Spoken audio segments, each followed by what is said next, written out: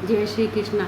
एक बार विठलनाथ जी जो गोसाई इसके श्रीनाथ जी के भगत थे, परम भगत थे, तो उनके 7 बेटे थे। 7 बेटे थे तो 7 बहुएँ थे।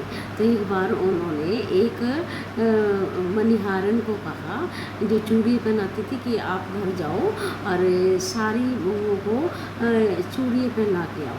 तो मणिहारन आई, आके उसने 7 बहुओं को मतलब कि 14 एक बहू के 2 हाथ, तो 14 हाथों में जो चूड़ियाँ पहना के, और इतने में देखे जब सब वो पहन के चली गई, इतनी छोटी सी लाली, बड़ी सुंदर रूपवती प्यारी सी सुंदर पोशाक पहन के आ गई। कहने लगे मुझे भी चूड़ियाँ पहनाओ, मैं तो इस घर की सबसे बड़ी बहू हूँ।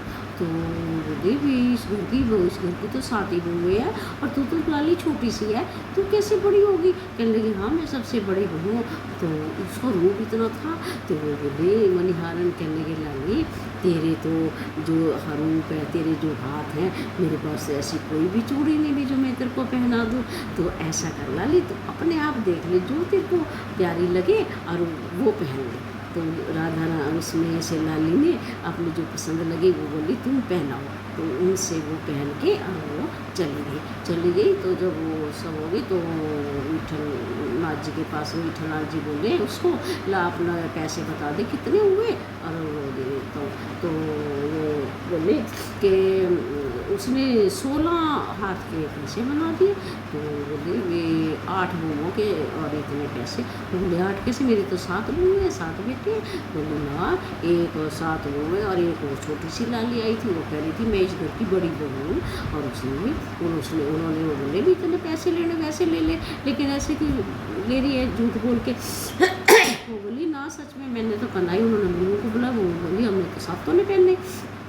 तो करके ऐसे करके आ गए, तो चली गई। बोली अच्छा रात को विठलनाथ जी के स्वप्न में राधा रानी आई। कहने लगे आप रो पड़ी राधा रानी। कहने लगे गोसाई जी आपने ना मेरे को अपना बहू नहीं माना है, आपने मेरे को चूड़ियों के पैसे नहीं दिए, मैंने चूड़ियाँ पहने आप।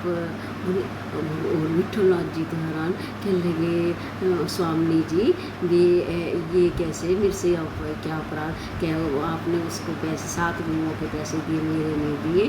कहने लगे स्वामी जी मुझसे तो अपराध हो गया, और मैं तो इसलिए भी आप तो लाली हो छोटी सी, क्या आप लाल जी को क्या मानते हो, अपना छोटा लाला मानते हो? कहने लगे हाँ। तो फिर मैं क्या हुई?